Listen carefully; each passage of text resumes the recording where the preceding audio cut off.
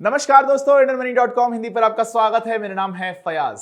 नए बजट के आने के साथ ही बुल मार्केट की वजह से बहुत सारे आईपीओज आ रहे हैं, आने वाले हैं। गवर्नमेंट ने भी ऐलान किया है बहुत सारे आईपीओज आने वाले हैं। एलआईसी का आईपीओ आने वाला है। बहुत सारे पब्लिक सेक्टर कंपनीज में भी गवर्नमेंट लिक्विडेट करने वाले है। इसका मतलब यह है कि उनके भी शेयर्स बहुत जल्द इशू हो सकते हैं।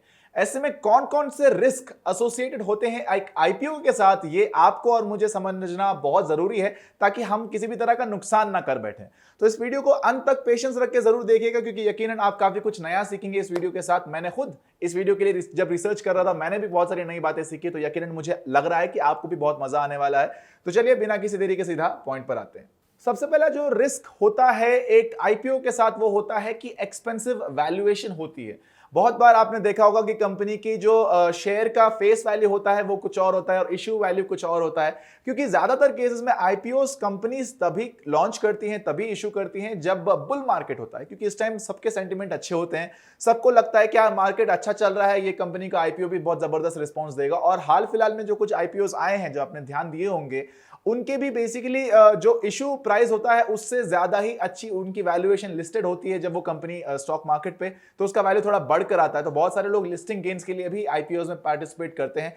लेकिन यहां पर आपको एक बात समझना जरूरी है कि जो कंपनी का, बहुत सारी कंपनी जैसे कि आईआरएफसी वगैरह, बर्गर किंग वगैरह के अगर आपने ध्यान दिए होंगे, तो हालांकि उसमें आपको मतलब 19 हजार रुपए के आसपास की अमाउंट मिनिमम इन्वेस्ट करनी पड़ती है, 15,000 रुपए के आसपास की अमाउंट मिनिमम इन्वेस्ट करनी पड़ती है। लेकिन जो बेसिक शेयर वैल्यू होता है ना इक्विटी शेयर का, वो कई बार सिर्फ 10 रुपए का शेयर होता है, लेकिन वो लॉन्च होता है 250 रुपए या 500 रुपए के भाव पर। तो आपको यहां पर इश्यू प्राइस को ध्यान नहीं देना है, आपको देखना है जो बेसिक जो इक्विटी शेयर का दाम है उस पर आपको तवज्जो देना है। क्योंकि आने वाले वक्त में क्या होता है कि जब कंपनी का मान लीजिए कि शेयर बाइफोर्केट हो रहे हैं, शेयर डिवाइड हो रहे हैं, या फिर कंपनी अगर डिविडेंड दे रही है, तो वो उस शेयर के जो बेसिक शेयर प्राइस होता है उसके बेसिस पर देती है। तो आप कई बार जल्दबाजी में आके जो इशू प्राइस है उसको देखकर किसी भी तरह की बेवकूफी ना करें। आराम से समझें क्या ये कंपनी में एक्चुअली लॉन्ग टर्म में आपको ग्रोथ होगा, मुनाफा होगा। अगर आप लॉन्ग टर्म इन्वेस्टमेंट करना चाहते हैं तो इस बात को आप फैक्टर करने के बाद ही किसी भी कंपनी के शेयर का चुनाव करें। अगला जो फैक्टर आपको समझना चाहिए वो ये है कि वॉलेटिलिटी का मेरा मतलब यहां पर ये हो रहा है कि मार्केट स्टैग्नेंट नहीं होता है। मार्केट ऑफ कोर्स फ्लक्चुएट काफी करता है, काफी ज्यादा उछाल, काफी ज्यादा गिरावट आ सकती है। अगर आपने हाल फिलहाल में गेम स्टॉप के शेयर्स के बारे में पढ़ा होगा, सुना होगा, तो आपको पता चल गया होगा कि मार्केट बहुत वॉलेटाइल होता है। तो अगर आप डेफिनेटली आईपीओ में निवेश कर रहे हैं, खास करके किसी ऐसी कंपनी का, हो सकता है वो उतनी पॉपुलर ना हो, लेकिन आजकल क्योंकि ये ट्रेंड हो गया है कि बहुत सारे लोग लिस्टिंग गेन्स के लिए एक साथ कूद पड़ते हैं आईपीओ के शेयर पर, तो उस वजह से होता है कि उसकी वैल्यूएशन बढ़ जाती है, जिस वजह से प्राइस में काफी ज्यादा फ्लक्चुएशन, काफी ज्यादा जंप आ सकता है। तो आपको हो सकता है कि उसका नुकसान झेलना पड़े। तो डेफिनेटली आपको उस बात का ध्यान देना चाहिए और उसी के हिसाब से ही अपने किसी भी निवेश ऑप्शन को चुनना चाहिए और किसी भी शेयर का भी चुनाव करना चाहिए। तीसरा जो फैक्टर होता है, जो कि एक रिस्की एलिमेंट है, वो ये है कि इनएडिक्वेट डेटा अवेलेबल होता है किसी भी आईपीओ के आने के बाद। किसी भी कंपनी का मतलब आईपीओ के आने के पहले कंपनीज का ज्यादातर डेटा अवेलेबल नहीं होता। जो कि एस्टैब्लिश लिस्टेड कंपनीज होती है उनकी बात कुछ और होती है, उनके बारे में ऑलरेडी सारा डेटा होता है, विकिपीडिया पर उनके पेजेस होते हैं, बहुत सारे फाइनेंशियल जो वेबसाइट्स होते हैं वो भी उनके बारे में रिसर्च करके रख चुके होते हैं, मनी कंट्रोल वगैरह के वेबसाइट अगर आप चेक करते होंगे तो। लेकिन जब बात आती है आईपीओ की, तो आपके पास ज्यादा डेटा नहीं है जज करने के लिए कंपनी सही है कि गलत है। अगर कंपनी यहां पर फ्रॉड भी कर रही है तो वो फ्रॉड को भी बाहर खुल के आने में थोड़ा बहुत वक्त लगेगा, जैसे कि सहारा श्री के साथ हुआ, जैसे कि किंगफिशर के साथ हुआ। शुरुआत में हम लोग को लगा था ये कंपनीज कितनी अमेजिंग है, कितनी जबरदस्त है, लेकिन इवेंचुअली वो पत्ते जब खुले तब हमको पता चला कि हाँ, कितनी पानी में थी वो कंपनीज।